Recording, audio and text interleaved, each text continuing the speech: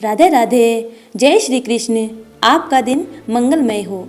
आज हम जानेंगे पुरुषोत्तम मास महात्म्य यानी अधिक मास महात्म्य के 22वें अध्याय को। इस अध्याय में राजा दृढ़धनुआ महर्षि वाल्मीकि से पुरुषोत्तम मास में कौन से नियमों का पालन करना चाहिए, क्या भोजन करना चाहिए, इस विषय के बारे में पूछते हैं।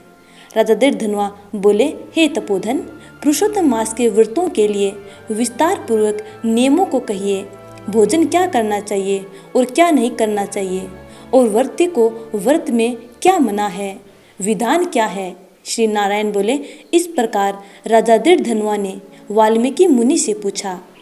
बाद में लोगों के कल्याण के लिए वाल्मीकि मुनि ने सम्मान पूर्वक राजा से कहा। वाल्मीकि बोले, हे राजन, पुरुषोत्तम मास में जो नियम कहे गए हैं, मुझसे कहे जाने वाले उन नियमों को संक्षेप में सुनिए। नियम में स्थित होकर पुरुषोत्तम मास में हविष्यान्न भोजन करें। गेहूँ, चावल, मिश्री, मूंग, जौ, तिल, मटर, सांवा, तिन्नी का चावल, बथुआ, हिमलोचिका, अदरक, काल शाक, मूल, कंद, ककड़ी, केला, सेंधा नून, समुद्र नून, दही, घी, बिना मक्खन निकाला हुआ दूध, कटहल, आम, हरड़, पीपर, जीरा, सौंठ, इमली, सुपारी, लवली, आंवला, ईख का गुड़ छोड़कर इन फलों को और बिना तेल के पके हुए पदार्थ को हविष्य कहते हैं। हविष्य भोजन मनुष्य को उपवास के समान कहा गया है। समस्त आमिष, मांस, शहद, बेर, राजमांसादिक, राई और मादक पदार्थ, दाल, तिल का तेल, लाह से दूषित, भाव से दूषित, क्रिया से दूषित, शब्द से दूषित अन्न को त्याग करें। दूसरे का अन्न, दूसरे से वैर, दूसरे की स्त्री से गमन, तीर्थ के बिना देशांतर जाना वर्ती छोड़ देवे।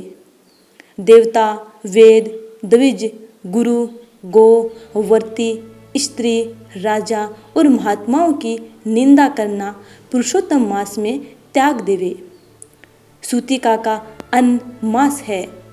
फलों में जंबीरी, नींबू मांस है। धान्यों में मसूर की दाल मांस है और बासी अन्न मांस है। बकरी, गौ, भैंस के दूध को छोड़कर और सब दूध आदि मांस है। और ब्राह्मण से खरीदा हुआ समस्त रस, पृथ्वी से उत्पन्न नमक मांस है। तांबे के पात्र में रखा हुआ दूध, चमड़े में रखा हुआ जल, अपने लिए पकाया गया अन्न को विद्वानों ने मांस कहा है। पुरुषोत्तम मास में ब्रह्मचर्य, पृथ्वी में शयन, पत्रावली में भोजन और दिन के चौथे पहर में भोजन करें। पुरुषोत्तम मास में रजस्वला स्त्री, अतेंज, मलेच्छ, पतित, संस्कारहीन ब्राह्मण से द्वेष करने वाला, वेद से गिरा हुआ, इनके साथ बातचीत न करें। इन लोगों से देखा गया और काक पक्षी से देखा गया सूतक का अन्न 2 बार पकाया हुआ और भुजे हुए अन्नों को पुरुषोत्तम मास में भोजन नहीं करें। प्याज, लहसुन, मोथा, छत्राक, गाजर, नालिक, मूली, शिग्रू, इनको पुरुषोत्तम मास में त्याग देवें। व्रती इन पदार्थों को समस्त व्रतों में हमेशा त्याग करें। विष्णु भगवान के प्रीत्यर्थ अपनी शक्ति के अनुसार कृच्छ्र आदि व्रतों को करें। कोहड़ा, कंठकारिका, लटजीरा, मूली, बेल, इंद्रेव, आंवला के फल, नारियल, अलाबू, परवल, बेर, चरमशाक, बैगन, आजिक, बल्ली और जल में उत्पन्न होने वाले शाक, प्रतिपद आदि तिथियों में कर्म से इन शाकों का त्याग करना। गृहस्थ आश्रम में रविवार को आंवला सदा ही त्याग करें।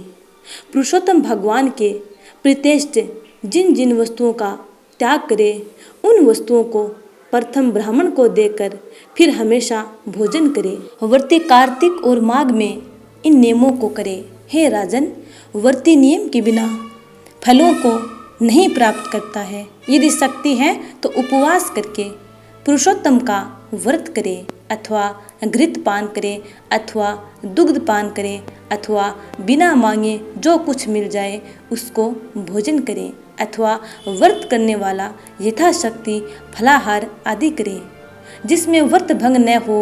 विद्वान इस तरह व्रत का नियम धारण करे। पवित्र दिन प्रातःकाल उठकर पुरोहिन की क्रिया को करके भक्ति से श्री कृष्ण भगवान का हृदय में स्मरण करता हुआ नियम को ग्रहण करे। हे भूपते, उपवास व्रत, नक्त व्रत और एक भुक्त, इनमें से एक का निश्चय करके इस व्रत को करे। पुरुषोत्तम मास में भक्ति से श्रीमद् भागवत का श्रवण करे तो उस पुण्य को ब्रह्मा कभी कहने में समर्थ नहीं होंगे। श्री पुरुषोत्तम मास में लाख तुलसी दल से शालग्राम का पूजन करें तो उनका अनंत पुण्य होता है।